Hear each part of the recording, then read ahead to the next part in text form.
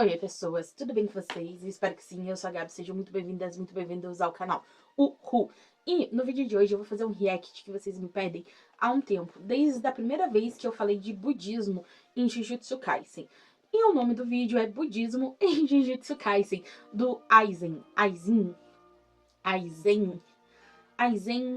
02. Enfim, eu vou fazer o react do vídeo dele, beleza? O link do vídeo original tá aqui nas descrições do vídeo, tá bom? Então, sem mais delongas, eu vou dar play, mas antes, não esquece de se inscrever no meu canal, de curtir, de compartilhar e principalmente de comentar esse vídeo. Antes de começar aqui, vamos fazer os procedimentos padrões dos reacts de vídeo de anime, que é curtir o vídeo, inscrever-se no canal. Já falei que eu odeio notificação, gente. Não sou obrigada a receber notificação nenhuma. As únicas notificações que eu recebo são as notificações do YouTube Studio, que é quando vocês me mandam comentários. E vamos dar um comentário, um coraçãozinho de engajamento. Cadê o emoji de coração? Ah, tá aqui.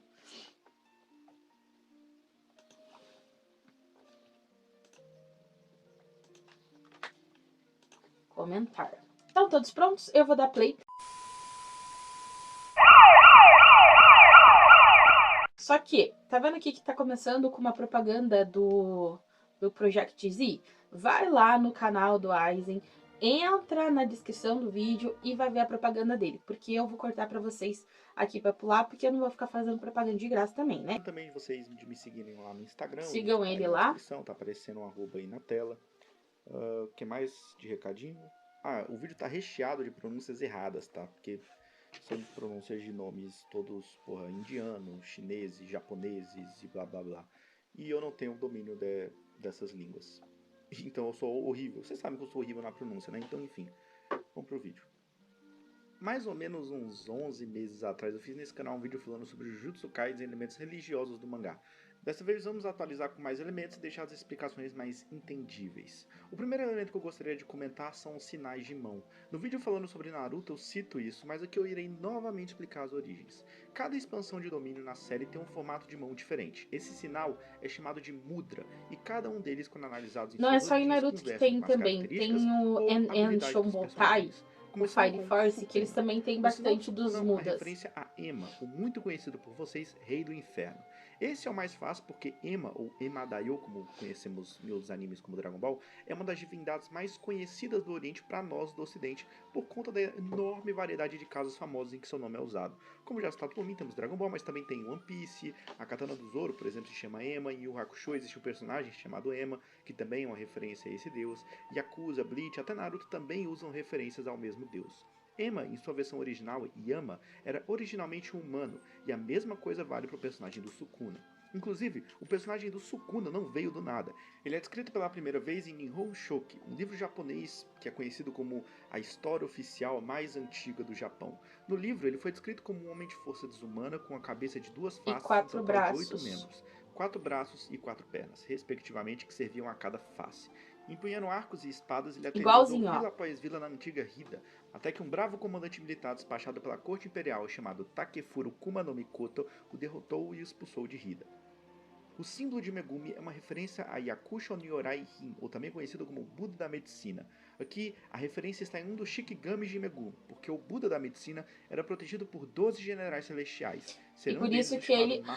Puta que pariu, me arrepiei. É por isso que ele tem as 12 sombras, né? Um dos 5 grandes reis da sabedoria, cujo nome em sânscrito é Yamantaka. Yamantaka significa aquele que mata o deus da morte, Yama. Vamos abrir um parênteses aqui e falar uma coisa. Assim como o cristianismo, o budismo tem diversas vertentes e diversas escolas budistas.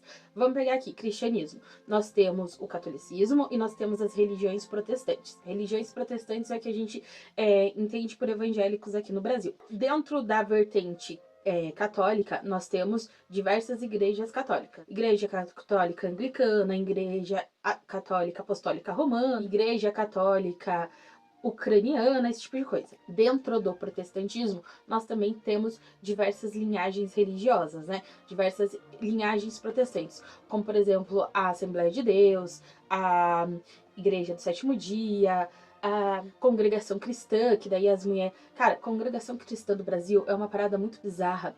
Eu já fui uma vez em um culto, as mulheres e os homens ficam completamente separados um dos outros e as mulheres usam véu na cabeça. Então, cada vertente, cada escola religiosa, independente se está debaixo do mesmo guarda-chuva cristão, vai ter uma ramificação e cada uma vai ter uma forma de conduzir seus cultos religiosos, tá?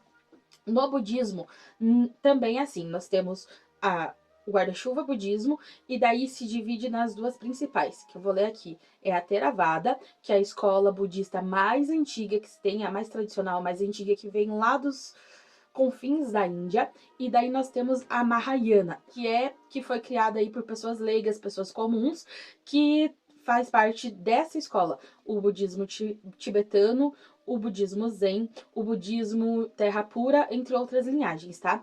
Vamos fazer o recorte pro Japão hoje.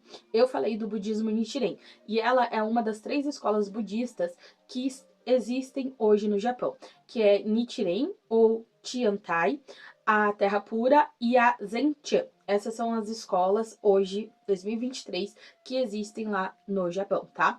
O que ele explicou até agora aqui deu a entender que ele tá caminhando pela escola budista de Theravada, tá? A mais tradicional e a mais antiga. Eu peguei Nichiren Daishonin porque eu achei... eu acho essa escola budista muito mais subjetiva, muito mais filosófica, sabe?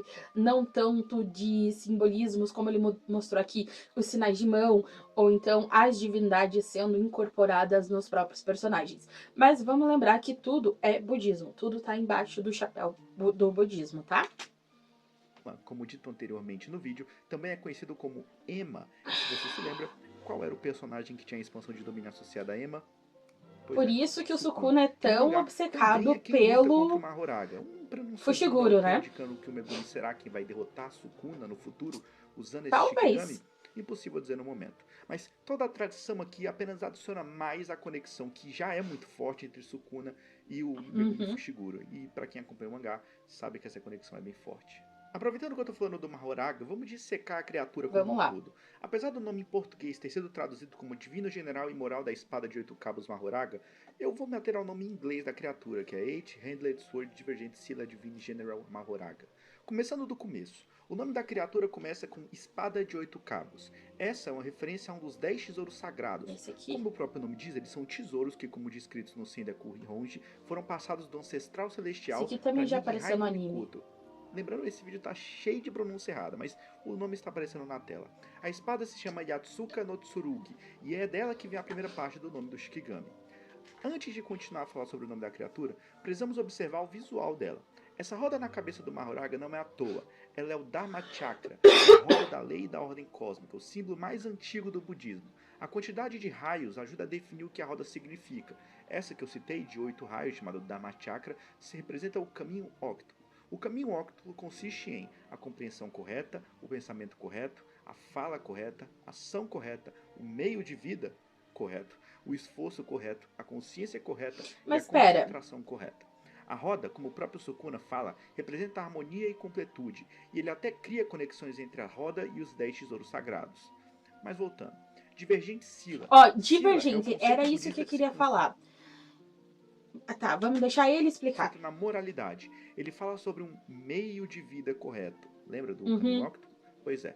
Então, o que divergente... Que ele não está seguindo os caminhos corretos. Afastar-se do caminho. Se juntarmos os dois nomes, então temos que Divergente Scylla fala sobre algum corpo que não seguiu Scylla. Scylla tem 10 condições que se deve seguir, sendo a primeira e principal não tirar uma vida. Levando em conta que Mahoraga já deve ter sido usado como arma muitas vezes, não é difícil imaginar que ele ao menos já matou uma pessoa.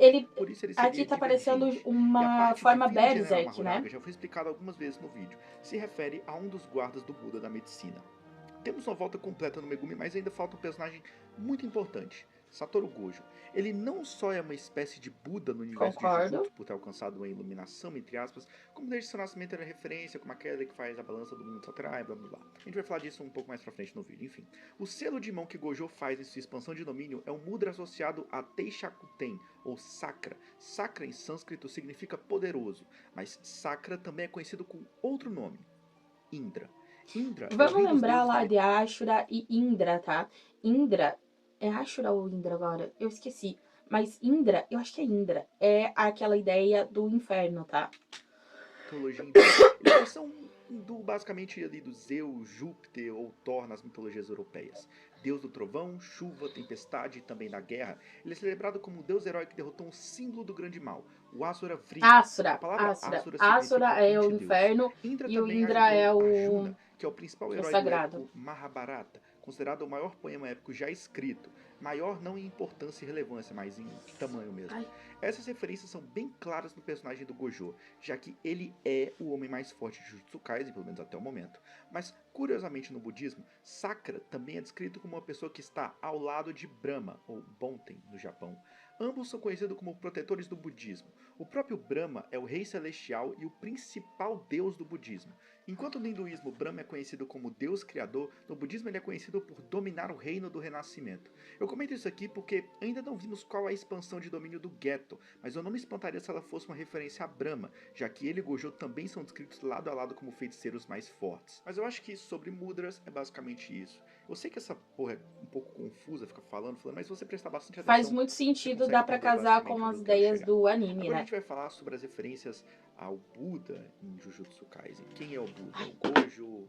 É o Geto? Vamos falar um pouco sobre isso. Mas a gente precisa voltar lá no arco do passado do Gojo para entender essas Vamos lá. referências. Jornada pro Oeste é um dos 4 grandes romances clássicos da China. Embora não seja o personagem principal, os primeiros 7 capítulos são dedicados a Su Wukong, o Rei Macaco. Eu já falei sobre o Su Wukong no vídeo falando sobre as referências Tem uma que Dragon ligação Ball, direta a principalmente os Toji fillers, Fushiguro, pegam do conto. o Onde rei tá na dos descrição? macacos, tá? Talvez, eu geralmente esqueço de colocar. Existem várias referências de Jujutsu Rei para dos ler. primatas, no Toji caso. se refere a si mesmo como um macaco por não saber usar o Jujutsu. Toji, assim como Su Wukong, é um exilado. Su Wukong no caso do Reino dos Céus, Toji da Sociedade Jujutsu. Toji é o mais forte possível que o humano pode chegar sem usar Jujutsu. Se Geto se refere a todos os humanos que não são feiticeiros Jujutsu, como macacos, isso torna Toji O simbolicamente rei o dos mais macacos, forte o dos rei dos macacos, primatas. o rei dos macacos. Toji também acaba usando um bastão para lutar que se estende ou comprido, Lembra mostra se as do 4 peças bastãozinho do, conectadas por do correntes quarto estão ou Hokage? não estão juntas. A O arma rei, mais famosa o de icônica de macaco Sun Ema, se eu Wukong, não me engano. provavelmente como você já deve saber, é o bastão que ele usa que pode mudar de tamanho. Sim, o bastão mágico de Dragon Ball também veio daí. Em Jornada pro Oeste, Sun Wukong poderia irritar qualquer um, derrotar qualquer um, mas quem conseguiu pará-lo de fato foi nada mais nada menos que Buda. Buda, em Jujutsu Kaisen, Satoru Gojo. Gojo, assim como Siddhartha Gautama, o Buda, é uma anomalia, no sentido de que ele não é qualquer um. Desde o seu nascimento ele era referenciado. Na tradição budista existem pinturas que simbolizam o nascimento de Buda, e até um mito famoso que a gente vai falar daqui a pouco. Em Jujutsu há falas de que quando Gojo nasceu, a balança do mundo foi mudada e blá blá blá. Sua luta com Toji, o momento em que ele se desprende do padrão ensinado no Jujutsu, enxergando a verdadeira natureza da energia amaldiçoada e usando técnicas reversas, são importantes porque, antes de vitória contra o inimigo poderoso, o caminho de um feiticeiro é essencialmente o sofrimento. Libertar-se desse sofrimento é alcançar a iluminação. Siddhartha Gautama era um príncipe que foi preso num castelo, onde ele era privado dos 4 sofrimentos da vida. Um certo dia ele fugiu do castelo e decidiu explorar a vilazinha dele lá. E ele descobriu, norte, sul, leste, oeste, que cada um dos lados tinha o sofrimento. E o último dos sofrimentos, né, era a morte. Deixa eu ver, acho que o sofrimento era crescer, envelhecer, a doença e a morte. Se eu não me engano é isso, tá? Cedo chegar a esse ponto é preciso ganhar um certo nível de compreensão e consciência sobre todo o mistério da energia amaldiçoada. Depois de sua iluminação ou despertar, chame como quiser, Gojo se torna um professor, assim como Siddhartha, que prega o Dharma para ajudar os outros a alcançar essa iluminação.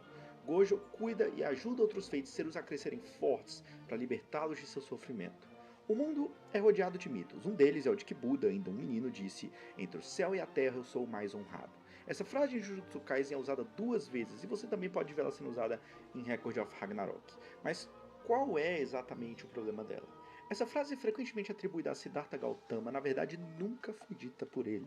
Inclusive, Maso Daoi, ou mais comumente Mestre Matsu, um dos mais famosos mestres de Zen da história, ao ouvir essa frase disse, abre aspas, "se eu estivesse lá nesse momento, eu o teria matado a pauladas e jogado sua carne Lembrando pros que Siddhartha cachorros." Gautama ou Sakyamuni no budismo Nichiren é a mesma pessoa, é o Buda histórico, tá? O primeiro ser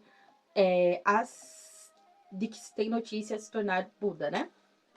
Eu entendo o propósito dessa frase na história de Jujutsu ali, para você fazer esses paralelos entre Buda e Gojo, mas saiba que Buda nunca falou isso. Então nós temos o aluno de Gojo, Itadori, que está no processo desse despertar. Importante ressaltar que a ideia do despertar ou da iluminação não é exatamente a mesma. O Gojo foi iluminado, entre aspas, através da técnica e da compreensão da energia amaldiçoada. Mas, por exemplo, quando a gente pega toda a natureza de Rei e a ideia de Sukuna de um verdadeiro Jujutsu, parece indicar que o personagem já passou pelo mesmo processo que Gojo, só que de uma forma diferente. A ideia da iluminação usada aqui é se fortalecer como um usuário do Jujutsu. Para Itadori, o processo de iluminação pode vir do elemento que lhe parece ter um domínio maior do que outras pessoas, o Black Flash, uma técnica que não pode ser facilmente usada por todo mundo e ninguém consegue usá-la conscientemente 100% das vezes. Quanto mais ele aprende sobre o Black Flash, ou Kokuzen, mais próximo ele está do núcleo fundamental da energia amaldiçoada. Se a iluminação de Gojo é alcançada através da técnica amaldiçoada reversa, então a de Itadori é através do Kokuzen. Então temos uma última iluminação, um despertar contrário ao de Gojo, vindo de Suguru Geto. Seu papel é o de contraste com Gojo como sendo a figura de novo, Buda. lembra do Geto Yin não é o Yang? escolhido Essa de é a nada. ideia Sua família básica, eu acho, comum. pelo menos. Seu nascimento não era pronunciado, nem qualquer besteira do tipo. Gojo teve o seu despertar após uma luta, ao ar livre. Ele é desenhado voando pelos céus. Geto teve seu despertar em um ambiente completamente fechado, oposto, um banheiro. povo. Seu papel também é o oposto e até a sua aparência. Gojo se manteve como um professor de Jujutsu, ajudando os mais fracos, tanto os humanos normais quanto seus alunos, apesar de ainda ter a aparência de um simples professor. Geto, por sua vez, colocou um manto de monge e deixou de ajudar os fracos, rejeitou os não-feiticeiros e criou um culto que, ao invés de buscar a iluminação como Gojo faz, impõe os seus próprios meios, contrastando com a natureza compassiva de Buda. Inclusive na escolha do visual, além do manto de monge, o Geto também usa brincos que alongam os lóbulos de sua orelha, que também são usados por Buda para simbolizar sua nobreza. E também, em uma imagem colorida, Geto Tá é muito colocado lindo isso daqui, ó. exatamente como um Buda, mas os mudras de sua Tão mão ao contrário. estão ao contrário. Ou seja, enquanto o Buda levanta a mão direita, ele Não levanta vamos esquecer a mão que esquerda. o... E quem se curva a ele é uma maldição. Como é que é? Não humano. O Gojo Ele não faz oferece isso salvação. pra tentar A própria matar o natureza de Geto. suas habilidades exigem a submissão. Ele é o contrário de Buda, o contrário de Gojo, mas assim como seu rival, alguém que também sofreu um despertar. Eu acho que por hoje é isso. Espero que vocês tenham gostado do vídeo e Tchau, tchau. Então tá, povo, entendi porque que vocês queriam que eu reagisse a esse vídeo. De fato, é um vídeo bem completo. Se a gente for pegar a ideia das divisões do budismo, a gente consegue ver aqui uma pegada muito mais do Theravada, do budismo tradicional, tanto porque no budismo Nichiren não existem divindades, tá? Não existe um deus a ser cultuado. Ah, mas e as 3.000 divindades que existem, blá blá blá blá blá? São elementos naturais. As 3.000 divindades que existem lá, não sei se são 3.000 ou 10.000 divindades que existem nas preces budistas de Nichiren Daishonin, são referentes a elementos naturais, como por exemplo, árvore, animais, ar, grama, são elementos naturais, que chamam de divindades, tá? Mas não é um deus, não é, por exemplo, sei lá, Ravena agora é Buda. Eu não vou cultuar o Buda Ravena, sabe? Porque não existe divindade. Não existe divindade em Nichiren Daishonin. Então, é uma mescla. Lembrando, né, que tudo é o mesmo budismo. Tá tudo embaixo do guarda-chuva de budismo. Então, dá pra gente mesclar tanto o budismo Theravada quanto o budismo Mahayana e as diversas escolas que existem em cada uma dessas linhagens. Beleza? Beleza. Muito legal o vídeo. E muito obrigada por ter assistido até aqui. Não se esquece de se inscrever no canal, de curtir, de compartilhar e principalmente de comentar esse vídeo. Além de ir lá no canal do Aizen, se inscrever lá também, deixar um curtir e deixar pelo menos um coraçãozinho de engajamento, tá bom? Então tá bom. Um beijo pra você, até o próximo vídeo e tchau, tchau.